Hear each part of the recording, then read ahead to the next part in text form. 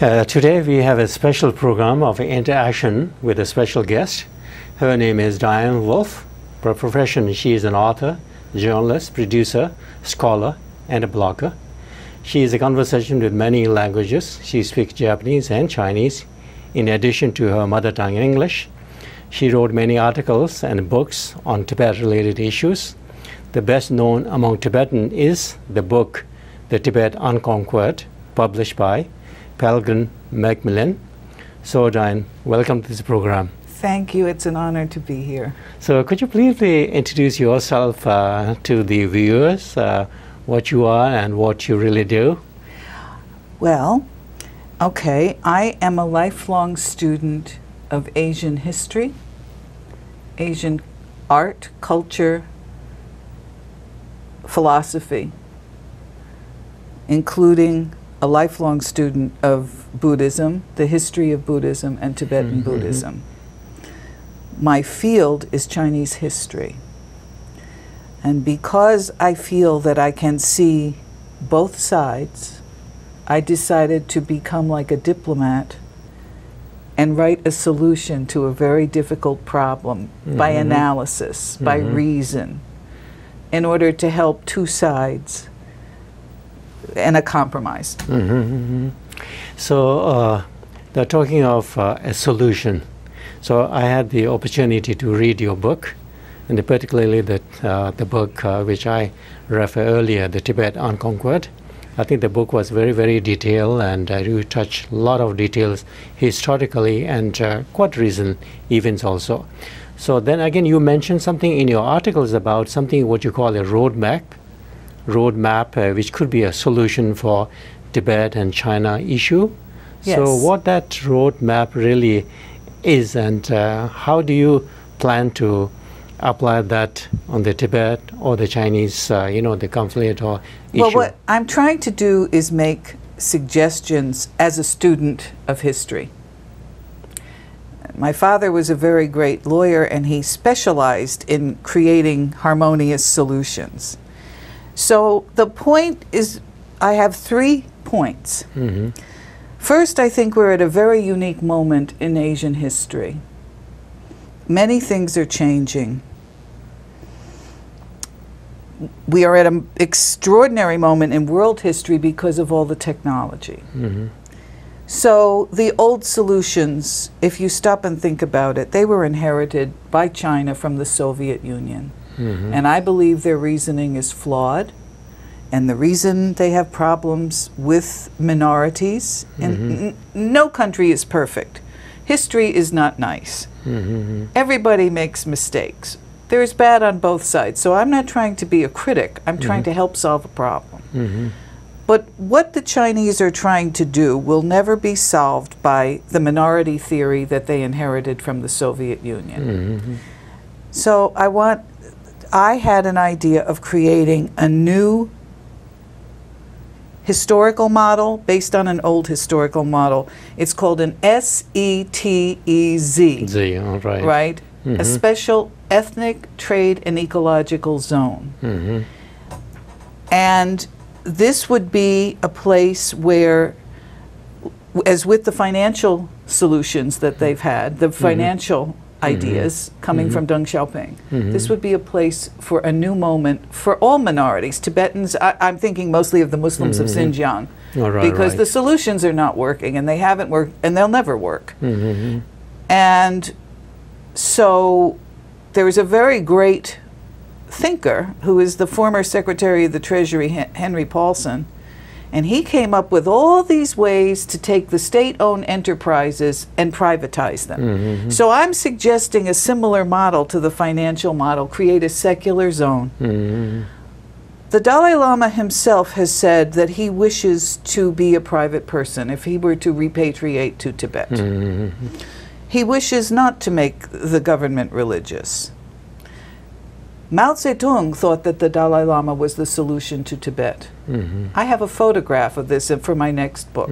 So that's one element of it, is to create a new structure. The second thing in my vision for Tibet is a new diversification of, so more local control with the top of the government can still be there, but more local control of issues that are specifically solved maybe better by Tibetans. And I go to a historical model on this.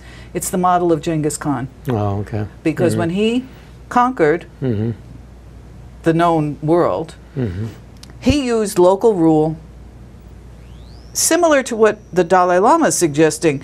The China would be responsible for defense and foreign policy. That's what the Mongols did, and then they gave local rule. The hallmark of the local rule was religious freedom. Oh, right. And trade. Oh, right.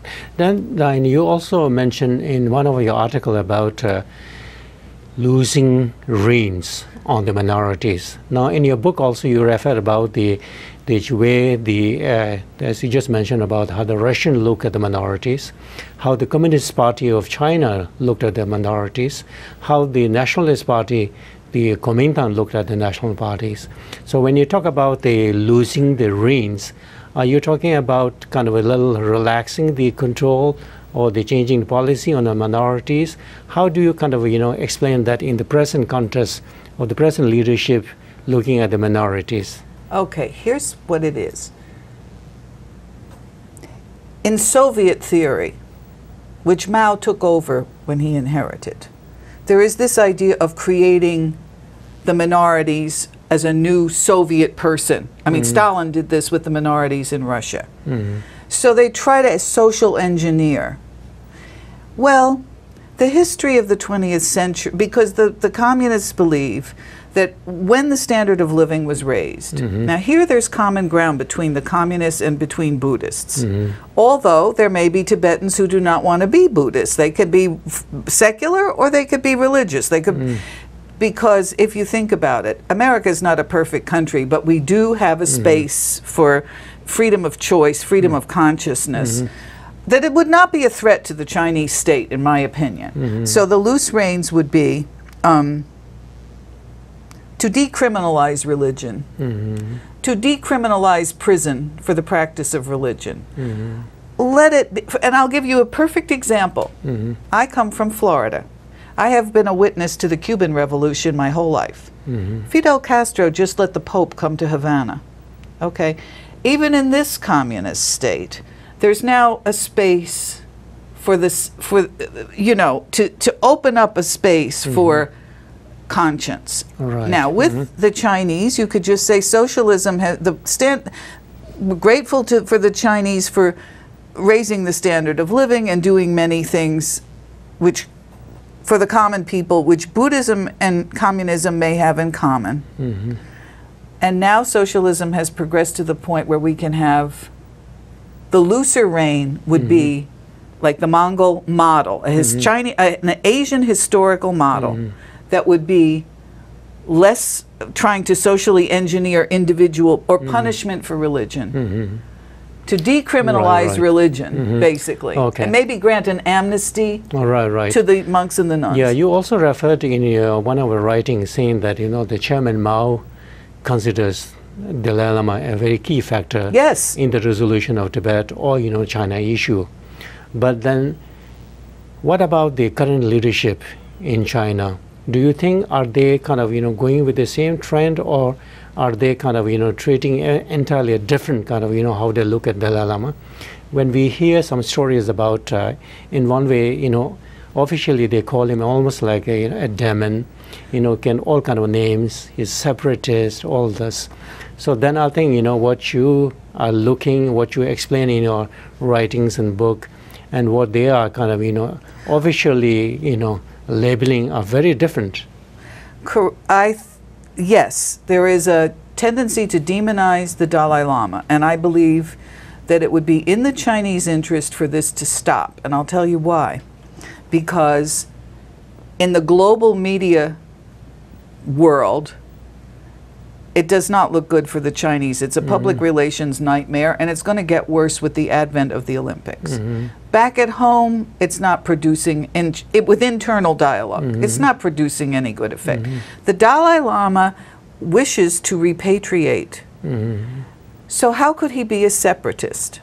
So in my new book, I plan to write the actual mechanics of how this would happen, what the game plan, what the roadmap would be.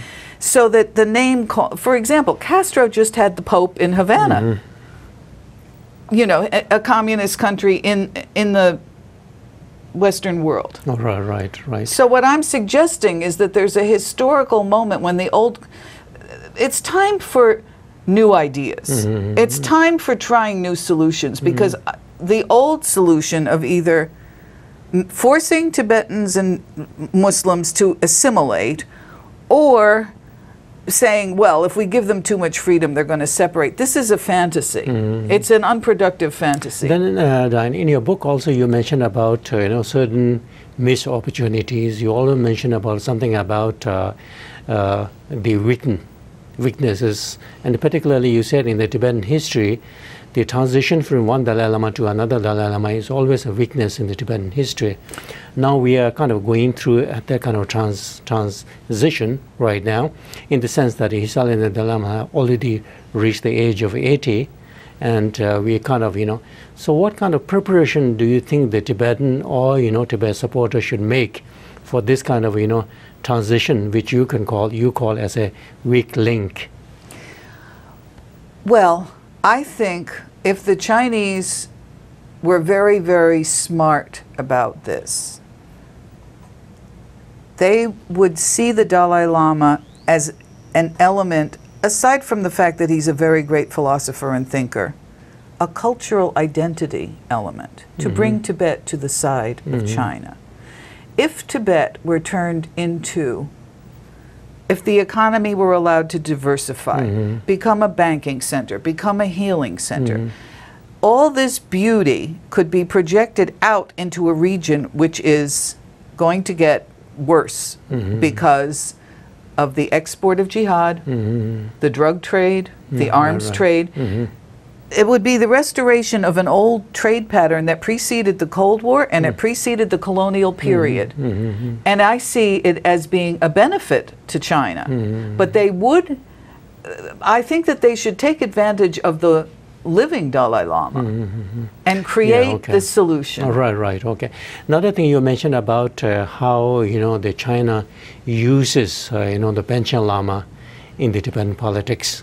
Now that kind of situation is again brewing again, in the sense that Chinese, they have a Panchen Lama recognized by themselves. Now His Holiness the Lama already reached age of 80. Do you think that kind of scenario scene kind of will replay again? Can you give me a short answer on that? I think that if they disestablished the religion, that all this would be a private matter in the monasteries and religion, and that the secular state and the public life, there would be a creation of new space and public life, so that the mechanics of the transition would not affect the stability of the state.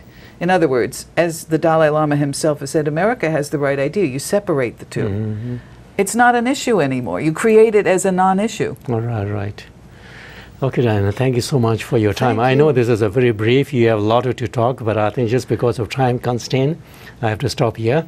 So the listeners, thank you so much for this time, and this was a special interview with one of the renowned, the author, Dian Woff. So thank you so much for your paying attention on this program. Thanks.